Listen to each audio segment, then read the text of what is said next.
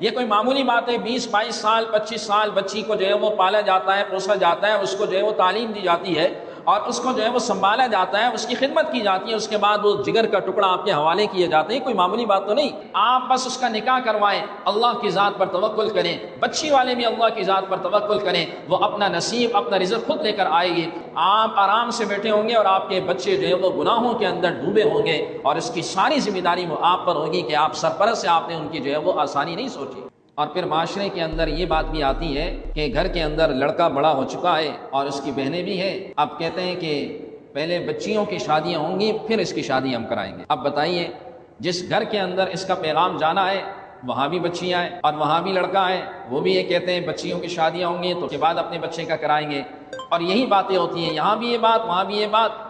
اور یہ جو بچہ ہے جس گھر کے اندر، اس بچے کی عمر بڑھتی جا رہی ہے اس لیے کہ بچیوں کے نکاح نہیں ہو رہے، اس کی عمر بڑھتی جا رہی ہے۔ یہ بھی ایک غلط طریقہ ہے جو اس وقت ہمارے معاشرے کے اندر ہے، ہمیں یہ چیزیں ختم کرنی پڑیں گی۔ اور یاد رکھیے، جب تک آپ لوگ اس پر قدم نہیں اٹھاؤ گے، جب تک آپ لوگ عملاً اس کے لیے آگے نہیں بڑھو گے، اس لیے کہ شریعت کا مزاج تو یہی ہے کہ اس میں تاخیر نہ کریں۔ عام معاشرے کے اندر، پاکستان کے اندر کہا جا رہا ہے کہ 6 کروڑ لڑکیاں شادی کے انتظار میں۔ یہ ایک سروے ہے جو آپ نے سنا ہوگا، کہتے ہیں 6 کروڑ لڑکیاں شادی کے انتظار میں اور ان سے شادی کرنے والا کوئی نہیں، اور ان کی عمریں گزرتی جا رہی ہے۔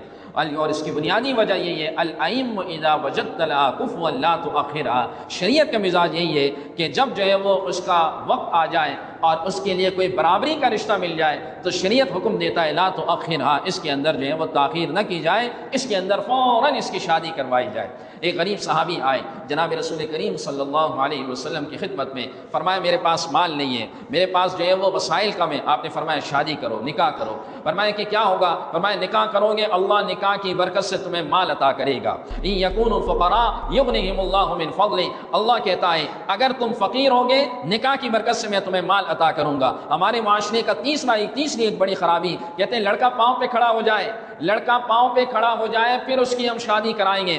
وہ لڑکا پاؤں پہ کھڑا ہوتے ہوتے ہوتے ہوتے اس کی 35 سال عمر ہو جاتی ہے۔ ظاہر ہے جوانی کی جو عمر ہے وہ 18 سے 30 سال کی صحیح عمر ہے۔ اب جب 35 سال کی عمر ہو گئی، اب اس کے لیے شادی کا سوچا جاتا ہے، اب اس کے لیے انتظامات کیے جاتے ہیں کہ اب پاؤں پہ کھڑا ہو چکا۔ شریعت کیا کہتی ہے کہ آپ یہ نہ دیکھیں، آپ بس اس کا نکاح کروائیں، اللہ کی ذات پر توکل کریں، بچی والے بھی اللہ کی ذات پر توکل کریں، وہ اپنا نصیب اپنا رزق خود لے کر آئے گی، اور اس نکاح کی برکت سے اللہ رب العزت ایسی برکتیں عطا کرے گا کہ آپ کے وہم و گمان میں بھی نہیں ہوگا۔ کبھی خود بھی تو سوچیں کہ جب آپ کے پاس کچھ نہیں تھا اور آپ کا نکاح ہوا تو آپ کو اللہ نے کیسا دیا، پھر جب آپ کا ایک بچہ ہوا تو کتنا ملا، پھر جب ایک کے بعد بڑھتے گئے تو مال کتنا بڑھتا گیا۔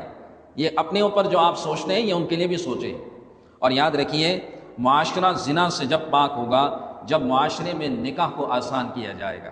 اگر گناہوں سے اپنے بچوں اور بچیوں کو بچانا چاہتے ہو تو نکاح کو آسان کر دو، یہ تمام رسومات ختم کر دو، نکاح کو آسان کر دو۔ لڑکی والے اپنا دل بڑا کر لیں، کہہ دے بھائی ہم جو ہے وہ آپ سے کسی چیز کا مطالبہ نہیں کرتے، ایک حق مہر ہے جو اس بچی کے لیے دین نے اور شریعت نے متعین کیا، بس یہ حق مہر اسے دے دیا جائے۔ لڑکے والے بھی خوشی سے کہیں ہمیں کوئی جہیز آپ سے نہیں چاہیے، جو ہمارے بس میں ہوگا وہ ہم کریں گے۔ یہ کم بات ہے کہ آپ اپنی بچی جو ہے وہ دے رہے، یہ کوئی معمولی بات ہے؟ 20 22 سال 25 سال بچی کو جو ہے وہ پالا جاتا ہے، پوسا جاتا ہے، اس کو جو ہے وہ تعلیم دی جاتی ہے اور اس کو جو ہے وہ سنبھالا جاتا ہے، اس کی خدمت کی جاتی ہے، اس کے بعد وہ جگر کا ٹکڑا آپ کے حوالے کیے جاتے ہیں، کوئی معمولی بات تو نہیں۔ تو لڑکے والے بھی یہ دل بڑا کریں بھی ہمیں آپ سے کسی چیز کا مطالبہ نہیں، آپ اپنی بچی کو دینا چاہتے ہیں اپنی خوشی سے دیں، ہمیں آپ سے کوئی مطالبہ نہیں، سارا کام ہم کریں گے، ہمارا گھر آباد ہو رہا ہے، ہم لڑکے والے، ولیمہ ہمارے اوپر شریعت نے رکھا، ہم اس کے لیے تمام تیاریاں کریں گے۔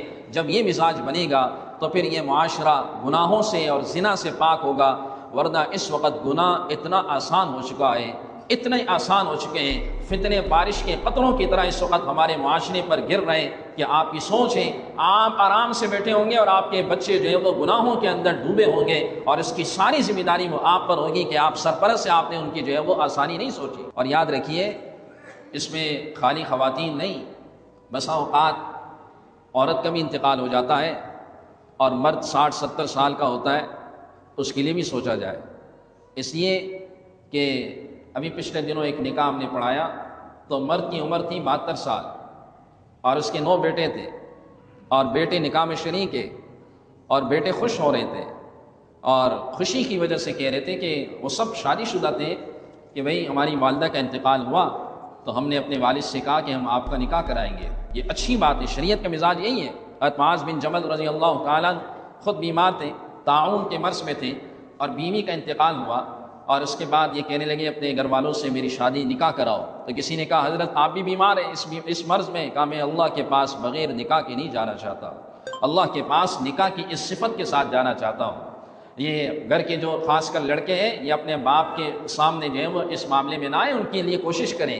ہماری شانگلہ کا ایک بوڑھا آدمی جس کے بارے میں کہا جاتا تھا کہ وہ 96 سال عمر تھی، اور اس کی جو ہے وہ کسی نے جو ہے وہ اور ان کے بچوں نے شادی کروا دی، ان کی والدہ کا انتقال ہوا تو انہوں نے اپنے والد کے لیے جو ہے وہ 96 سال کی عمر میں شادی کروائی۔ شریعت کا مزاج یہی ہے جو آپ کے سامنے ہے، اس کے علاوہ شریعت کا مزاج نہیں ہے۔